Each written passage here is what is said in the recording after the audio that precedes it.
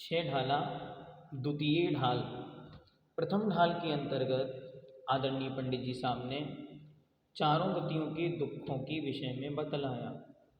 अब दूसरी ढाल के अंतर्गत चारों गतियों के दुख का क्या कारण है, क्यों इस जीव को चारों गतियों का यह भ्रमण करना पड़ रहा है और यहाँ पर प्राप्त होने वाले कष्टों को भोगना पड़ रहा है, इसके कारण क्या हैं, उन कारणों की चर्चा पंडित जी साहब यहाँ पर कर रहे हैं। आइए देखते। दूसरी ढाल छंद नंबर 1। प्रश्न लिखते जाएं आप लोग, चाहे तो कॉपी में 1 नंबर 2 नंबर करके वहाँ पर लिख सकते हैं, और यदि आप चाहें तो जहाँ से पढ़ रहे हैं उस किताब में ही मार्क लगा सकते हैं। संसार भ्रमण का कारण क्या है? उत्तर मिथ्या दर्शन, मिथ्या ज्ञान और मिथ्या चारित्र।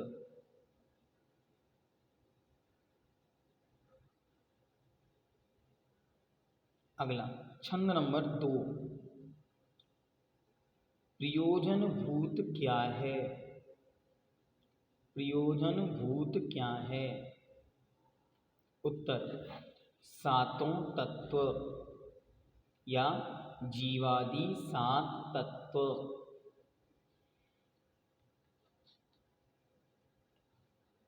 अगला प्रश्न, 7 तत्वों के नाम लिखिए। जीव, अजीव, धर्म, अधर्म, जीव, अजीव, आशव, बंध, संबर, निर्जरा, मोक्ष। जीव, अजीव, आशव, बंध, संबर, निर्जरा, मोक्ष।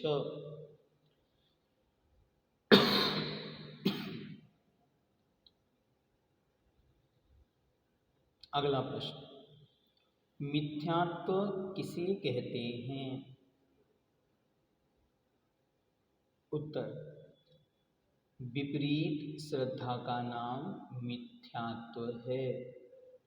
विपरीत श्रद्धा का नाम मिथ्यात्व है। प्रश्न, मिथ्यात्व कितने प्रकार का होता है?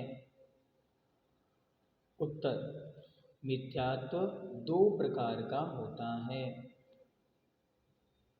गृहीत मिथ्यात्व, अगृहीत मिथ्यात्व।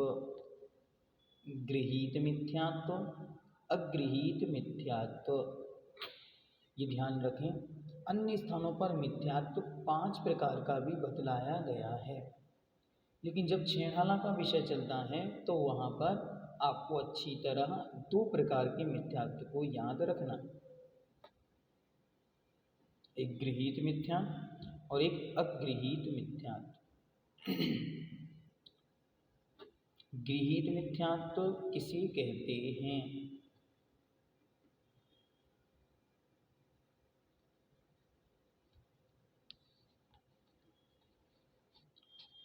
पर के उपदेश से कुगुरु, कुदेव, कुधर्म आदि की श्रद्धा करना। दूसरों ने बतलाया और दूसरों के उपदेश के निमित्त से कुगुरु, कुदेव, कुधर्म आदि में जो श्रद्धा उत्पन्न होती है उसका नाम है गृहीत मिथ्यात्व। इसके अलावा दूसरा है अगृहीत मिथ्यात्व। इसकी परिभाषा लिखें, दूसरों के उपदेश के बिना ही 7 तत्वों के विषय में विपरीत श्रद्धा रखना। जो 7 तत्व हैं उनके सम्यक स्वरूप को, उनके वास्तविक स्वरूप को नहीं समझना और उनकी विपरीत श्रद्धा को रखना।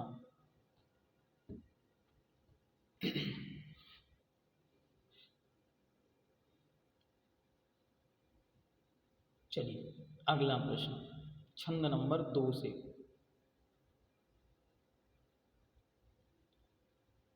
जीव तत्व का स्वरूप लिखिए।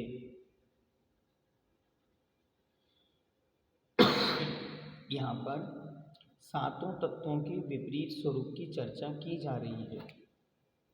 सबसे पहले जीव तत्व का वास्तविक स्वरूप बतलाएंगे, फिर उसका विपरीत स्वरूप बतलाएंगे। तो वास्तविक स्वरूप क्या है, तो लिखें कॉपी में। आत्मा का स्वरूप जानना और देखना है, ज्ञान और दर्शन है। आत्मा अमूर्तिक, चैतन्यमयी और उपमा रहित होती है। आत्मा का स्वरूप ज्ञान दर्शनमय है। आत्मा अमूर्तिक, चैतन्यमयी और उपमा रहित होती है।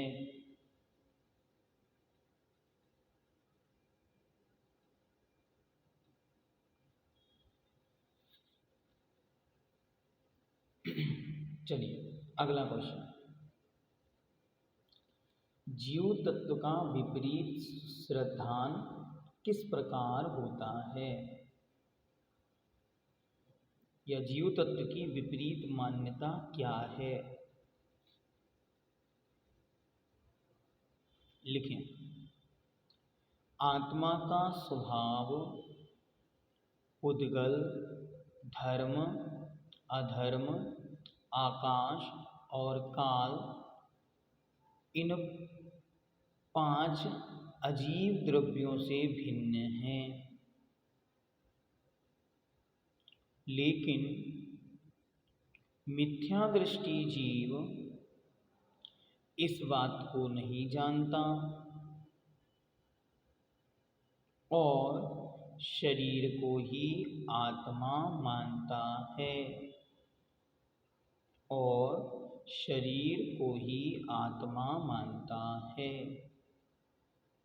वास्तविकता में आत्मा कैसा है? आत्मा तो उद्गल, नव, धर्म, अधर्म, काल, इनते न्यारी है जीव चाल। जीव का स्वभाव इनसे भिन्न कुछ और है, लेकिन उसे ना मानकर, उसे ना जानकर अन्य रूप खोटी प्रवृत्ति करता है।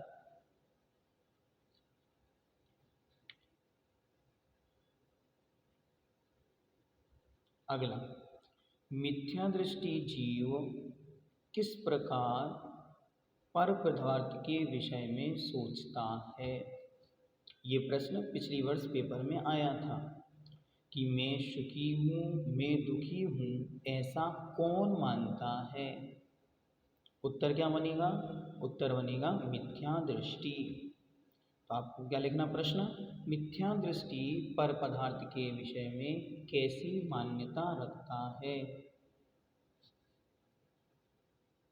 उत्तर, मिथ्या दृष्टि जीव मानता है मैं सुखी हूँ, मैं दुखी हूँ, मैं गरीब हूँ, मैं राजा हूँ। मेरे पास धन, रुपया, पैसा, घर, मकान, गाय, घोड़ा आदि हैं। मेरा बहुत प्रभाव है। मेरे बच्चे हैं, पत्नी है, मैं बलवान हूँ, मैं कमज़ोर हूँ, मैं सुंदर हूँ, मैं कुरूप हूँ, कुरूप या असुंदर हूँ, मैं मूर्ख हूँ और मैं होशियार हूँ। ये सब मिथ्या दृष्टि की मान्यता है। अच्छी तरह याद रखना, किसकी मान्यता है? ये मिथ्या दृष्टि की मान्यता है। प्रश्न पूछा जा सकता है, सम्यक दृष्टि जीव मानता है कि मेरे पास बहुत पैसा है, सही या गलत? आपको लगाना है गलत। ठीक, चलिए आगे। प्रश्न, अजीव तत्व का विपरीत श्रद्धान लिखिए। अजीव तत्व का विपरीत श्रद्धान लिखिए।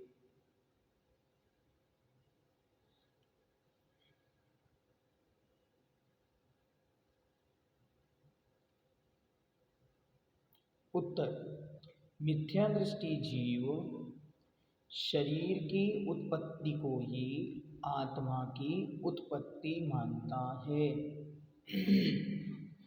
और शरीर के नाश को ही आत्मा का नाश मानता है। यही अजीव तत्व का विपरीत श्रद्धान है।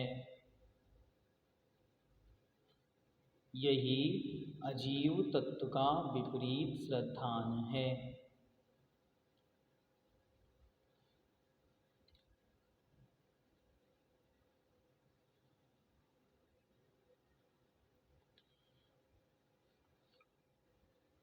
अगला, आश्रव तत्व का विपरीत श्रद्धान लिखिए।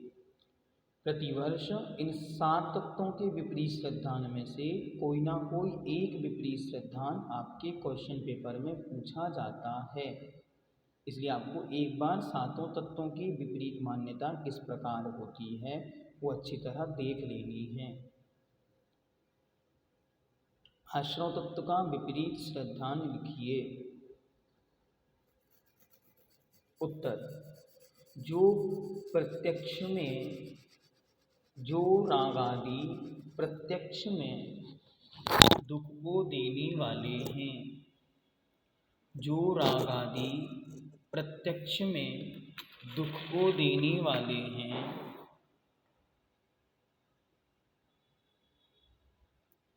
उनको करते हुए सुखी मानता है या सुख मानता है।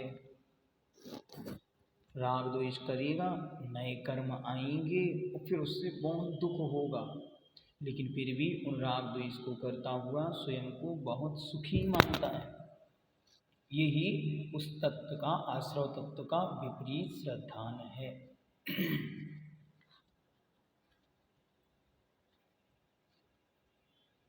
बंध तत्व का विपरीत श्रद्धान। बंध तत्व का विपरीत श्रद्धान क्या है?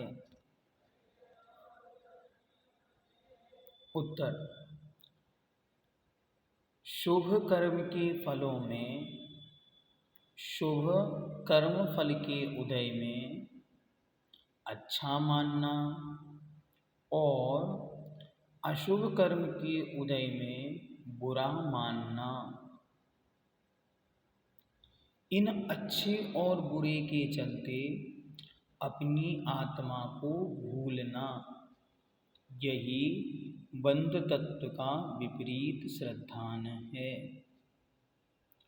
ये विचार नहीं करता जो मैंने बोया था वही उदय में आया है, इसे भूल करके और वह ये विचार करने लगता है, अरे मैंने तो कुछ गड़बड़ नहीं किया, फिर ये कर्म क्यों मुझे सता रहे हैं। और जब कोई सुख का उदय आता है तो उसमें भूल कर अपना सब धर्म ध्यान क्रियाएं भूल जाता है। थोड़ा सा सुख आया, सबसे पहले क्या छूटता? धर्म छूटता।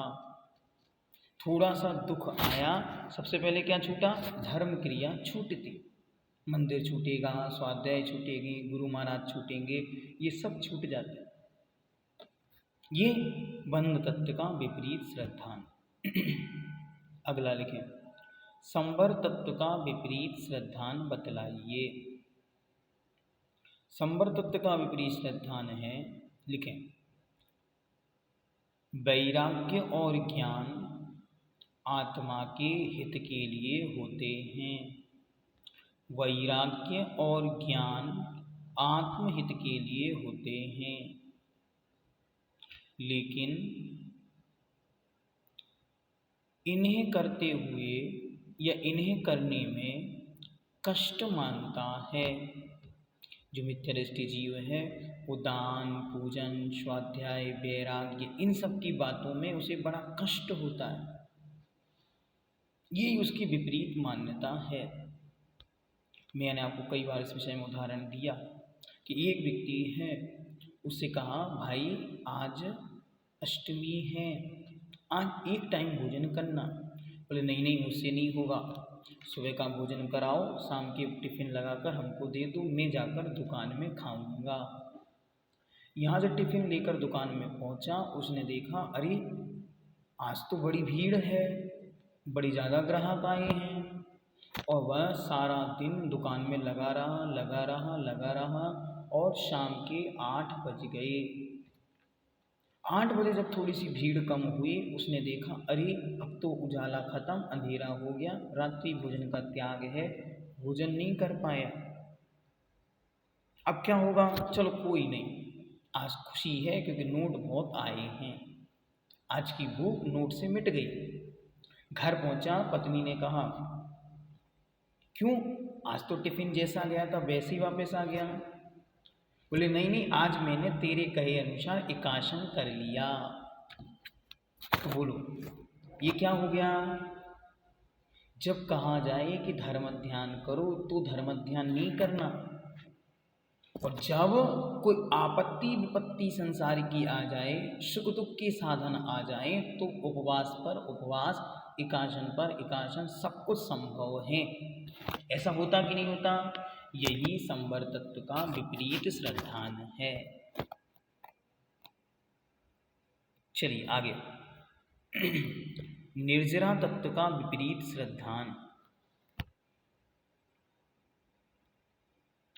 रोके न चाहे निज शक्ति खोई, अर्थात अपनी इच्छाओं को नहीं रोकता हुआ अपनी शक्ति को व्यर्थ करता है, इच्छाओं पर कंट्रोल नहीं कर पाता। जानता है कि देखो अगर मैं संकल्प ले लूँगा, नियम ले लूँगा, व्रत पूर्वक रहूँगा तो मेरे जीवन में महान निर्जरा होगी, लेकिन नहीं नहीं, बंधनों में नहीं बंधूंगा। उसे कहो देखो ये नियम ले लो, इस नियम से बड़ा फायदा, नहीं नहीं नियम नहीं लूँगा, मैं रात्रि में भोजन नहीं करता, नहीं करूँगा, लेकिन नियम भी नहीं लूँगा।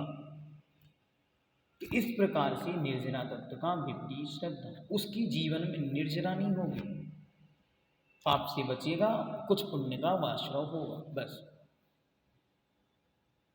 अंतिम, मोक्ष तत्व का विपरीत श्रद्धान लिखिए।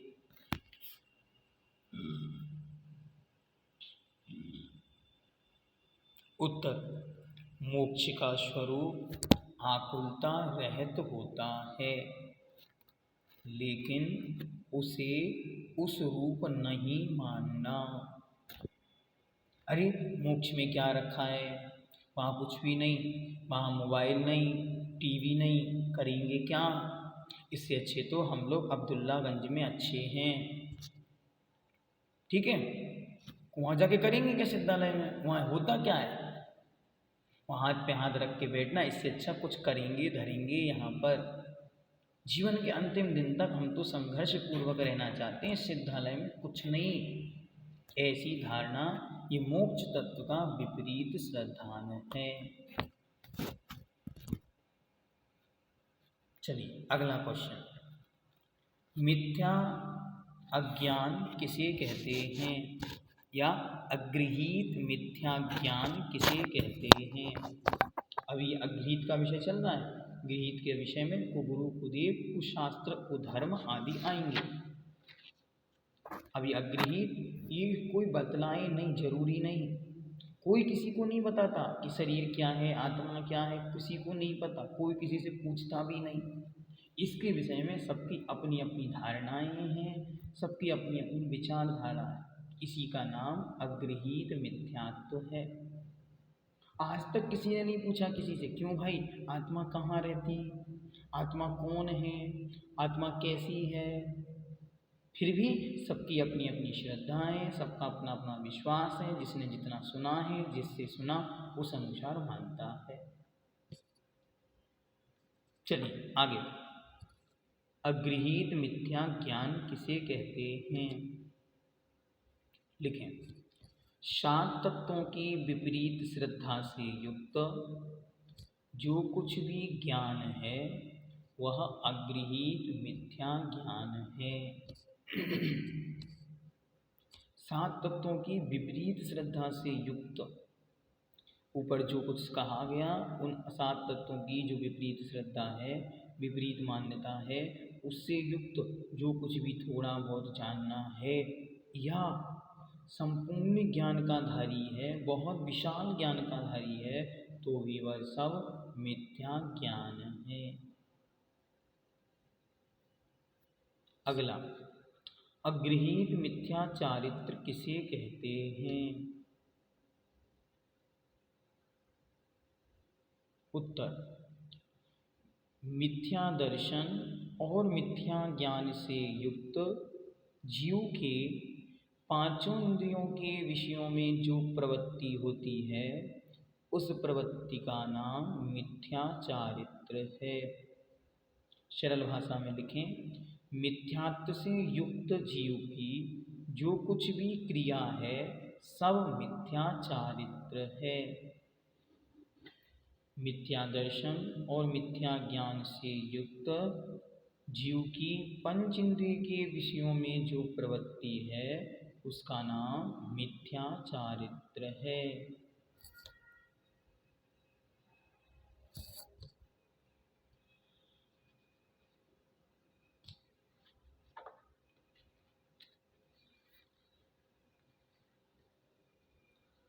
चलिए, अब छंद नंबर 9 से प्रारंभ होगा गृहीत मिथ्यात्व, जो दूसरों के निमित्त से ग्रहण किया जाता है।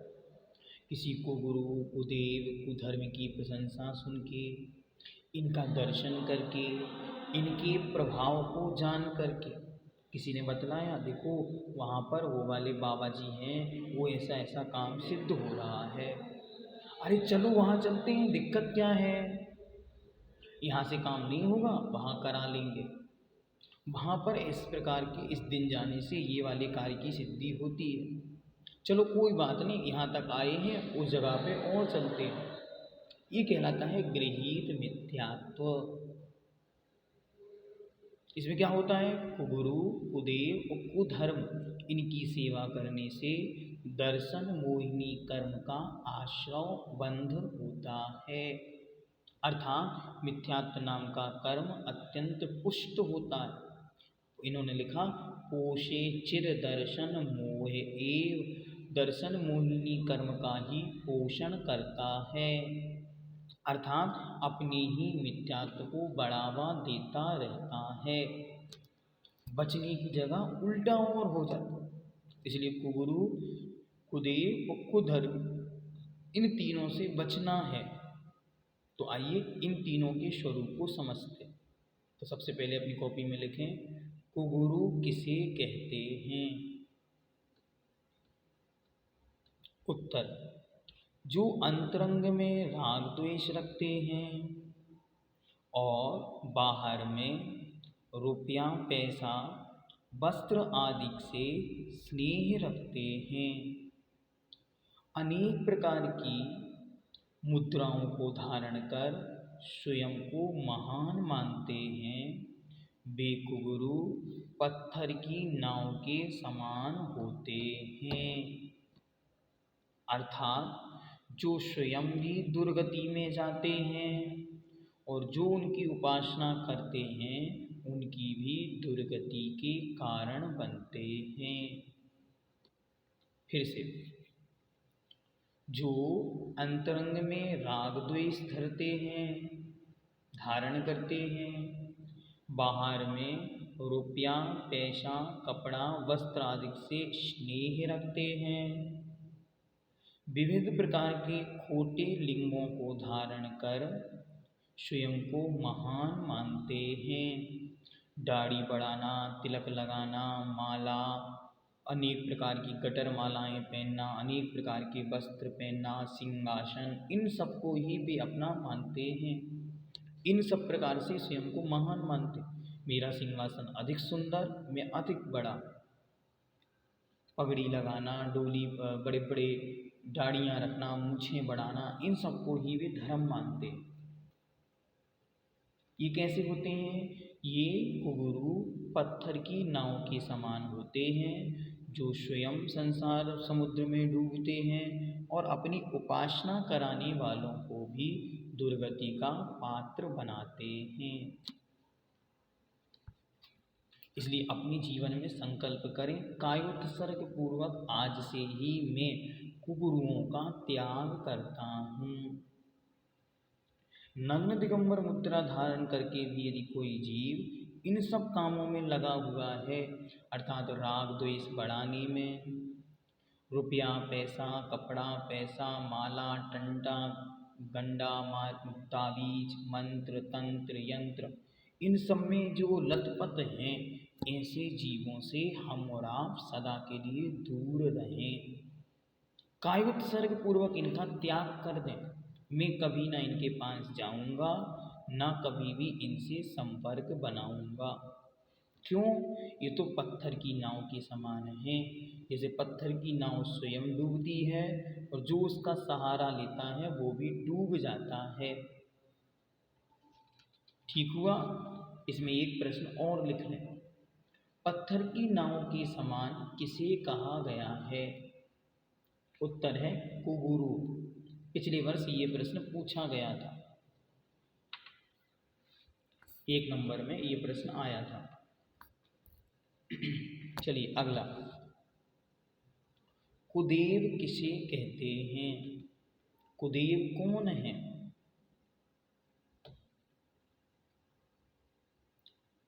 लिखें, जो राग द्वेष रूपी मल से मेले हो रहे हैं।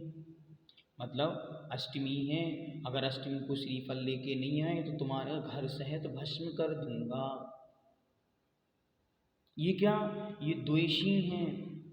अरे आज तो नवमी है, नवमी के दिन तुमने हमें बकरे की बलि चढ़ाई, अब तुम्हारा कल्याण होगा। ये रागी हैं। तो ऐसे राग और द्वेष से जो युक्त हैं, इनके मेल से जो मेले हो रहे हैं, गंदे हो रहे हैं, और वनिता मतलब स्त्री, गदादि च्युत चिन्ह छीन और तलवार आदि चिन्हों से जो पहचाने जाते हैं। कम शब्दों में ये जाने, जितने भी कपड़ा पहने हुए देव हैं वे सब आराधना के योग्य नहीं। बस सबसे अच्छे शॉर्ट एंड स्वीट शब्द ये कि जितने भी कपड़ा धारण किए हुए देवी देवता हैं वे सब पूजन के योग्य नहीं, वंदना के योग्य नहीं, नमस्कार के योग्य नहीं। क्यों नहीं?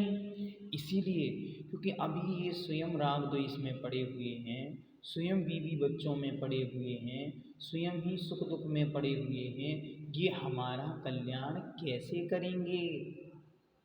विचार करें। आप लोग स्वयं अच्छी तरह बैठें, घर में निर्णय करें और निर्णय करने के बाद आज ही अपने घर में जितनी गृहीत मिथ्यात्व के चित्र लगे हुए हैं सबको एकत्रित करें और दिवाली की सफाई में नदी में विसर्जित कर दें। पहले विचार करें, बिना विचारे कुछ नहीं करना। पंडित जी साहब ने अच्छी तरह पहली पंक्ति में लिखा है, ताते इनको तजिए सुजान, अच्छी तरह जान के फिर इन्हें छोड़ें।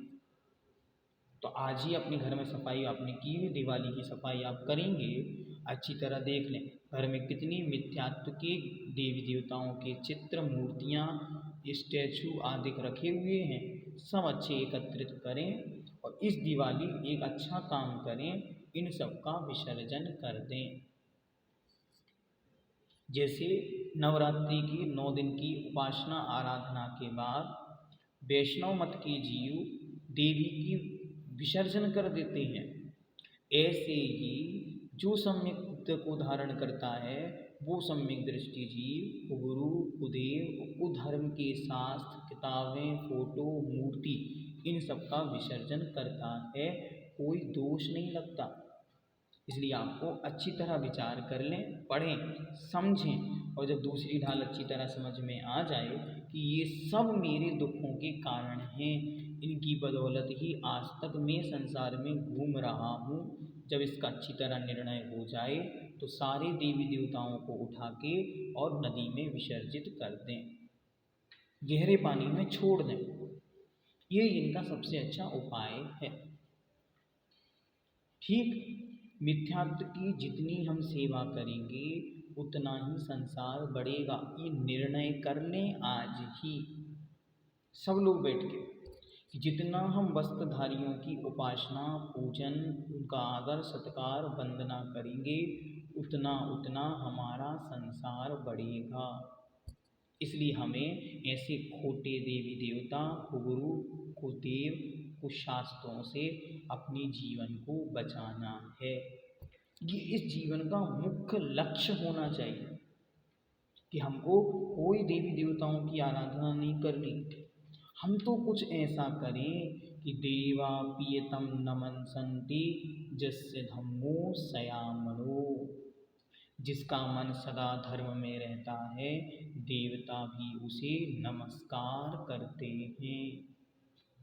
हम कुछ ऐसा करें जिससे देवता भी आकर हमें नमस्कार करें।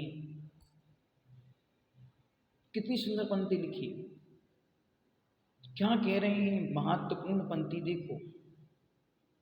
देवा यान्ति वसं प्रसन्न मनसा किंबा बहु ब्रूमहे। अरे धर्म के विषय में और क्या कहें, धर्म की महिमा तो इतनी है कि देवता भी प्रसन्न मन से बस में हो जाते हैं। देवता भी चक्कर लगाते हैं। आचार्य भगवंत विद्यासागर जी महाराज ने पंक्ति लिखी, पानी भरते देवता वैभव जिनका दास, मृग मृगिंद आ बैठते देख दया का वास। जिनके हृदय में दया है, सत्य है, अहिंसा है, धर्म है, उनके घर का पानी देवता भरते हैं।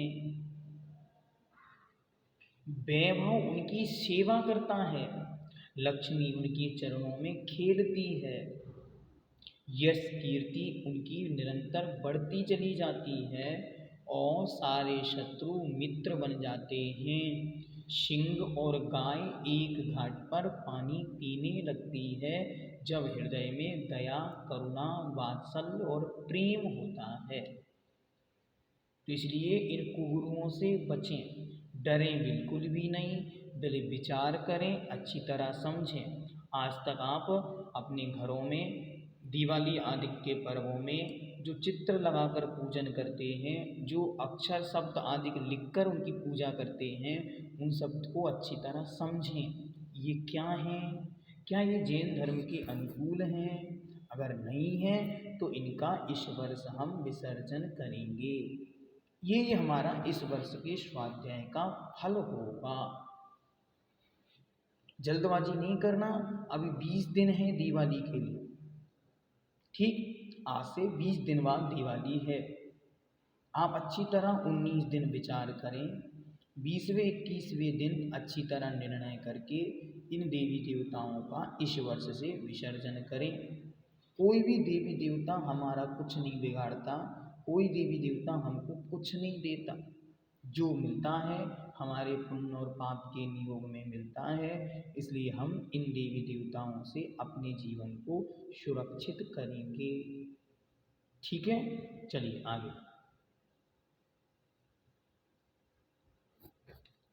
अगला प्रश्न लिखें, कुधर्म किसे कहते हैं? कुधर्म किसे कहते हैं? उत्तर, जहाँ राग द्वेष रूप भाव हिंसा, जहाँ राग द्वेष रूप भाव हिंसा और त्रस जीवों के मरण स्वरूप द्रव्य हिंसा की जाती है, उन सब क्रियाओं का नाम कुधर्म है। जीवों की बलि चढ़ाना, उन्हें दुख देना, कष्ट देना, मारना, मार पीट, वध, बंधन, बलि, इनको जो धर्म मानते हैं वह सब कुधर्म है, अज्ञान है। ऐसे धर्म को धर्म नहीं कह सकते। इसलिए बहुत अच्छी तरह निर्णय करना। हमारा जन्म जैन कुल में हुआ इसलिए हम जैन, ऐसा नहीं। हमने निर्णय किया कि दुनिया के सारे धर्म कुधर्म हैं, इसलिए हमने जैन धर्म स्वीकार किया। ठीक, चलिए आगे। अगला प्रश्न लिखें, गृहीत मिथ्या ज्ञान किसे कहते हैं? गृहीत मिथ्या ज्ञान किसे कहते हैं? उत्तर, जो एकांत पक्ष से दूषित है, जिसमें एक तरफा बात की जाती है उसे कहते हैं एकांतवाद। तो जो एकांतवाद से दूषित है, दूषित है मतलब मलिन है, गंदा है।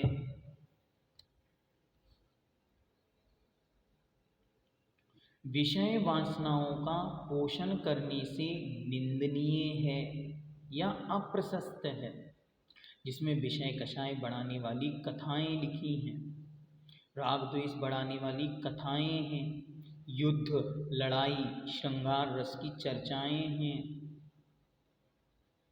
और रागी द्वेषी अज्ञानी जनों के द्वारा लिखे गए सभी शास्त्र, इनका पढ़ना और पढ़ाना मिथ्या अज्ञान है, मिथ्या ज्ञान है। ठीक, अच्छी तरह समझना। ये जितनी भी किताबें कॉपियाँ आप लोग यहाँ वहाँ से फ्री में मिली, ले आओ, कोई दिक्कत नहीं। कभी भी जब भी शास्त्र फ्री में मिले तो विचार करो, अगर फ्री में मिल रहा है कुछ गड़बड़ तो नहीं। बहुत सारे लोग क्या करते, फ्री मिल रहा है दिक्कत क्या है, ले चलो। नहीं, अज्ञानता में पढ़ना नहीं। एक खोटा शास्त्र आपका पूरा जन्म जन्म की साधना बर्बाद कर सकता है। किताब को खोल के पहले देख लें किताब के रचयिता का नाम क्या है और ग्रंथ कहाँ से प्रकाशित हुआ है। यदि रचयिता अच्छा आदमी नहीं तो उसकी कृति अच्छी नहीं होती। लिखने वाला रागी द्वेषी एकांती मिथ्या दृष्टि होगा तो उसकी लेखनी से कभी भी सम्यक्त की चर्चा नहीं होगी। नहीं भैया जी, वो बहुत अच्छा प्रवचन देते हैं, बहुत सुंदर लिखते हैं, बहुत अच्छा बहुत अच्छा बहुत अच्छा। अरे भैया, बहुत अच्छा होता क्या है ये तो बताओ। नहीं, ये हम नहीं जानते। उनकी वाणी बहुत अच्छी, बहुत मीठा बोलते हैं। अरे ऐसा ना हो कहीं आपको मीठा मीठा जहर दे दिया जाए, जिससे आप इस मिथ्यात्व के सागर में और भटक जाएं। इसलिए इस मीठेपन के चक्कर में नहीं पड़ना। कभी भी अपने टीवी मोबाइल पर अज्ञानी मिथ्यादृष्टि कुगुरुओं के प्रवचन उपदेश धर्मलाभ धर्म सभाएँ मत देखो। इनको देखने से क्या बुराई, मानो यदि हमने लगा लिया और देख लिया तो इससे क्या होगा, इससे आपके सम्यक्त में दोष लगेगा। कैसे दोष लगता, देखो आपको किसी चीज़ की बहुत ज़रूरत थी, मानो किन्हीं के यहाँ पुत्र नहीं था, वे रोज ये सोचते थे कि कहीं से कैसे भी कोई निमित्त बन जाए, कोई देवीय कृपा हो जाए, कुछ हो जाए, लाखों रुपए लग जाए तो लगा दूंगा, लेकिन एक पुत्र हो जाए। ठीक है, उनकी भावना थी। एक दिन वे टीवी पर यूं रिमोट से चैनल चेंज कर रहे थे। चेंज करते हुए एक चैनल आया और उस चैनल पर बड़ा दरबार लगा था। एक व्यक्ति खड़ा होता है, अपनी मनोकामना रखता है, बाबा जी उसको उपाय बताते हैं। उसने देखा, 2 4 5 लोग और आगे पीछे आए, उन्होंने बताया मेरा ये काम बना, मेरा ये काम बना, मेरा ये काम बना। अब तो बात फिक्स, मज़ा आ गया, अपना काम बनता। और बस इसलिए वह उनके पास जाने लगा। अब काम बने ना बने नई फिक्र, लेकिन मिथ्यात्व से जुड़ गया, जन्मों जन्मों तक के लिए संसार समुद्र में भटक गया। इसलिए आप सब पढ़े लिखे हैं, बुद्धू नहीं बनना। खोटे शास्त्र, खोटे प्रवचन, खोटे उपदेशदाता, खोटी किताबें, इनको कभी भी नहीं पढ़ना। भैया जी वे तो जैन ही हैं, नहीं जैन भी हैं तो पता करो प्रामाणिक व्यक्ति हैं कि अप्रामाणिक, कहीं गड़बड़ तो नहीं है, कहीं वे स्वयं निर्गंत मुनियों को मानते कि नहीं मानते, पहले पता करो। अगर वे मुनियों को नहीं मानते तो उनकी किताब को पढ़कर आपके अंदर कभी भी मुनियों के प्रति श्रद्धा नहीं बढ़ेगी। वे स्वयं व्रतों को चारित्र को अच्छा मानते कि नहीं मानते, यदि वे नहीं मानते तो फिर उनके द्वारा लिखी गई कही गई किताबें आप पढ़ोगे तो आप भी कभी अपने जीवन में व्रत संयम ग्रहण नहीं करेंगे। क्यों? क्योंकि जब वे स्वयं ही उनको अच्छा नहीं मानते तो वे फिर कैसे उनका उपदेश लिखेंगे। तो इसलिए हमेशा किताबें बड़ी संभल कर लेनी, नियम बनाएं, फ्री में कोई भी किताब कहीं से भी हम नहीं उठाएंगे। किसी ने भी दी और आप लेके आ गए और पढ़ना शुरू कर दिया, नहीं, पहले पता करो ग्रंथ प्रमाणिक है, कहाँ से निकला, लिखने वाला कौन, व्याख्या करने वाला कौन, प्रकाशक कौन। ठीक, चलिए आगे। अंतिम,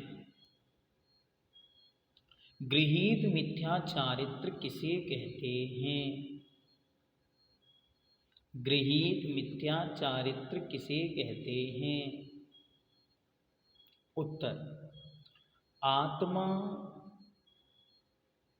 और अनात्मा। ब्रैकेट में लिखें, आत्मा से भिन्न पर पदार्थों, आत्मा और आत्मा से भिन्न पदार्थों के ज्ञान से हीन।